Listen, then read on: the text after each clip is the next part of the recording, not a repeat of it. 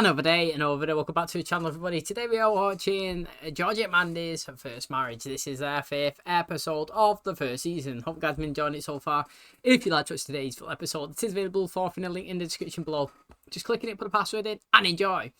My 3rd episode of the day. I'm really enjoying it. Obviously, it's a new show. Well, it feels like a new show. We know the characters, but it's a new show, and I'm excited and you know, plowing through it. If I'm being totally honest, that's what I like to do. Get stuck into it when you know, starting these new seasons. I don't like watching one episode and ending it. It's got to be 2 or 3, and you know, get the mojo and the feeling going and get into these characters. And we seen last episode, you know, Mandy was deciding, you know what, spending a lot of time at home. You know, we're around the baby a lot, around my parents a lot. If we want to entertain ourselves, we're playing bridge, we're playing card games, we're playing anything, but it's with the parents. Like, where the people our age, where's my social life? You know, I used to go out, I used to be with the girls, I used to have a good time. And then she actually got an opportunity to go and experience some of this as well, because obviously we see that she's working in a diner now, and one of the girls there invited her out. So she's gone, she had a few drinks, Georgie's looked after the baby at home, she had a good time. She was loving it. You know, she got invited out again, and she was like, you know what, Georgie, you come along, you know, we can both go together, you know, both of us have a bit of us time, get out of the house, let the parents look after Cece, and we can enjoy ourselves. So Georgie's gone, and then, you know, her son's come in, and she's like, wow, are you Georgie Cooper? Like, literally at the same age, and she's like, mate, how young is he? You know what I mean? Like, kind of made Mandy feel like she was Georgie's mum, you know. And then obviously he's going to see his dirt bike, and he was loving it and excited, and she's like, you're not going, and it's literally like she was mothering him. However, he did go, and he ended up being a responsible adult, because they wanted to have a few beers, ride the bikes. He was like, you can't do that. You know, like, literally, you can't be drinking and driving. And he went from being one of the pals to being, like, the dad figure. He ended up dropping them all at home, didn't he? You know what I mean? So that was pretty funny. And like I said, it's interesting to see them grow, because Georgie, although he's being a kid, is being a responsible adult, and that comes with experience, and it comes with him now knowing that he's got a kid, and whole mindset of life is changing. You know what I'm saying? So it was nice and interesting to see, and I got to say big up to his mum, well, her mum and dad last episode, because although he was just playing a Guess Who games, 20 questions with the son, I think he's called Connor, I'm actually enjoying them, and her mum has actually, well, I wouldn't say impressed me, but like, her mum, the last 3 episodes, has been a decent character that I've enjoyed on the screen. You know, the first few episodes, I didn't like how she's picking on Georgie, but now she's coming into it a little bit. She's having a little banter. She's having her own personality. She's not being focused on just moaning at Mandy and moaning at Georgie. She's just doing her thing. You know what I'm saying? And I've been enjoying both of them so far. But thanks for checking out today's episode. Hopefully, guys, enjoy it. If you do, please smash the like, really helps out. Subscribe if you're new. And as always, let's jump into today's episode.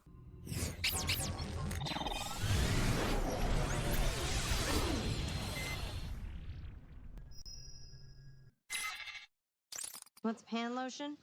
How many times I gotta say no? Men can take care of their skin too. Yeah, men in California. I was thinking maybe we can spend Thanksgiving at my mom's. You know, it's the first one since my dad passed. Of course. So who's gonna tell your mom? I'm sure when we're not there, she'll figure it out. Mrs. McAllister, I was hoping to talk to you about Thanksgiving. Oh, sure. I really think me, Mandy, and Cece need to spend it at my mom's. Of course you should. Oh, thank you. Fair play. That's a relief. Why would you think that I would be upset that you want to spend Thanksgiving with your grieving mother? Georgie, let's go. We got to get to work. Gotta go. Thanks again. Hey, Hey, this is a nice surprise.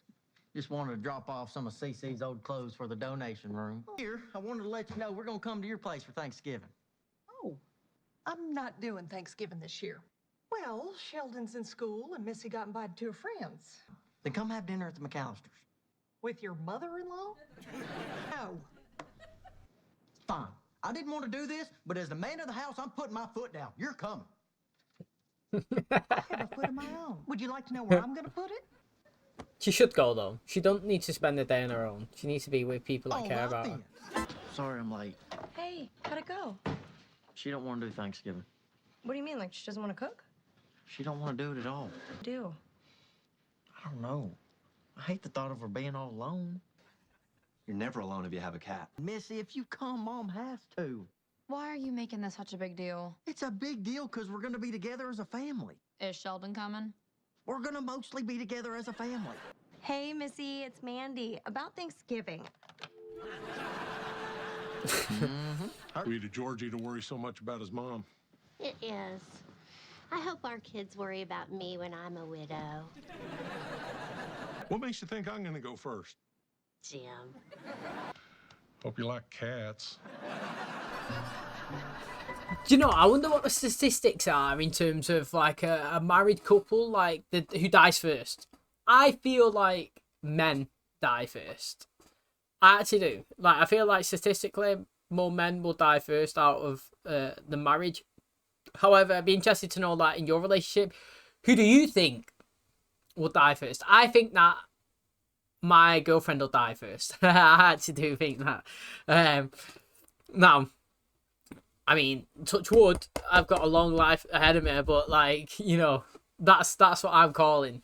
However, it'd be interesting. Like I said, I'd like to know the statistics. I think that men die first because most of the, you know, men do a lot of, is it strenuous? Is that a word? Like jobs, you know, like you do a lot of like manually stuff, so you kind of pull you back or you hurt yourself, or like as kids you're not that arse as well. Like, I'm not saying stereotypically, but most of the time, like, guys are like dirt bike riding, quadding, you know, like girls do it too, but the majority you would see is like last episode, they're going around, they just do mad stuff. And I feel like more men put themselves in danger more than women, and that it takes its toll on you. Honestly, I reckon it does in later life. In the early days, you think that you're invincible, aren't you? But later down the line, it fucks you up. But I'd be interested to know anyway, statistically wise, if it was male or females that die first. I think that the men mostly die first, but obviously not every time that happens. Hey, Hey, what are you doing here? I thought I'd bring Georgie some lunch. Yeah, he has been a little moody lately. Kind of snapped on a customer. What happened? Well, they wished him a happy Thanksgiving, and he said, whatever. He was a good man. He sure was. You know, I thought we'd be celebrating Thanksgivings together for a long time. Guess you never know what the future holds. Makes you appreciate what you do have. It is true though, you are Don't lucky. you go anywhere. Oh, I won't, baby girl. I'm worried about your grandson. Is this about Thanksgiving? Well, you just got to give Mary time. When my husband died, I was just miserable those first few holidays. Or maybe he died because you're miserable. It's a big house. Go somewhere else. Good day. Well, it would mean a lot to him if you could be with us for Thanksgiving. Oh, honey, I'm so sorry. I promised Dale I'd go camping with him. That's okay. It's all right. Just let me talk to Dale. We're not going camping! I've been looking forward to this for months. Oh, I know, honey. I have too. What time you want us? Okay. Really? Thank you. But first, I need a little favor. That's Take me to how get a tattoo. No. You said anything. Yeah, and then you said tattoo. All right, well, maybe I'll see you at Christmas. Hey, Mary. What brings you by? Just wanted to talk. If this is about Thanksgiving, I'm not changing my mind. Well, your mom and Missy are coming, but Georgie's struggling too, and I think it would be great. Well, I'm sorry if I'm disappointing everyone, but this is what I need. The thing is, she thinks that this is what she needs. It puts herself first, so she's going to be sitting at home. She's going to be upset. Maybe she's reminiscing about George. You know, maybe she's sitting there with a wine on her own, thinking about all the times that they spent together and just crying, but laughing and crying and enjoying it. You know what I mean? One of those good cries. However, what you really need is to experience that, but with everybody else that loved him. Everybody else's stories. Everybody else reminiscing. Showing that although George has gone, your life is not over. You've got all these people here that loves you. You've got your grandchild, you've got your son, you've got your daughter, you've got your new, obviously, daughter-in-law. You've got this whole family. Your mum, Dale, if he comes. You can't suffer alone. You may think that this is the best way, but every single person here was touched by George. We all have been impacted by his death. Crazily enough, it brought me and my dad closer, because the saying is you don't know what you got till it's gone.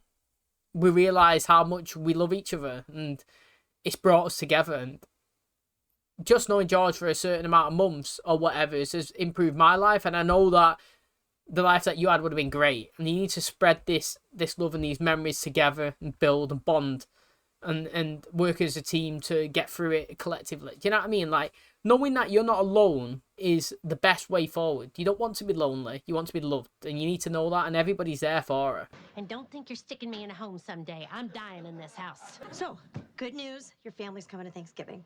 Really? Everyone? Well, Mima, Dale, and Missy. How'd you convince my sister? I just asked nicely. That don't sound right. Go easy, Jim. My second one. It's 10 o'clock in the morning. Well, I'd put it back, but it's already open.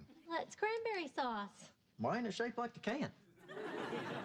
It's homemade. Delicious, Mom. He looks smart. Thank you, honey. Why y'all dressed up? I was told to look nice for company. Hey, happy Thanksgiving. Come on in. Happy Thanksgiving. Good call on the socks. I'm not stupid. That beer for you? No, ma'am. Mr. McAllister. Another one? I haven't been keeping count. Well, you let him know I am. I hope it wasn't too much trouble adding a bunch of people at the last minute. No problem at all. Audrey loves this. Does she need any help? I have no idea. So, Dale, when are you two kids gonna make it official? I've asked repeatedly. What I miss? She don't want to marry me. What'd she bribe you with? Nothing. She just asked nicely. As a special surprise, I've composed a Thanksgiving polka for accordion and turkey call.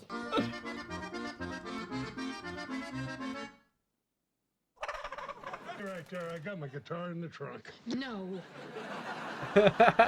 Mate, that was impressive. Missy's looked like it was a natural reaction. She was laughing. Come on in. I can't believe you got them all here. Well, what can I say? You knocked up a pretty special lady. Where are you going? Get another beer. Excuse me. Holiday, I'm celebrating. You're embarrassing yourself is what you're doing. I'm having a good time. Maybe you need a drink. I get you anything else? I'm sorry, I have to go. Yeah. Your father and I used to argue about him getting drunk on Thanksgiving. You miss arguing with Dad? Mom. This is nice. Oh, that is pretty nice, to be fair. It is. Yeah. Not creepy at all. Ouch! That ring of fire. That ring of fire. He loves it, doesn't he, Dale? Better than camping.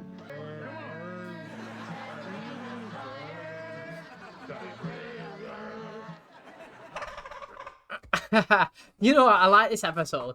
I've got to say, progressively, the episodes have actually got better. Do you know what I think? Like, I knew that Mary would be upset there because she used to always say to George, like, mate, it's early in the morning. Do you not think you've had enough? You know what I mean? She used to always take the piss that he used to keep it was Connie that used to always he keeps the Lone Star Beer Company in business. You know what I mean? For how much that he has. And it was just probably one of those things where she's sitting down and she's listening and she was like, mate, that was us.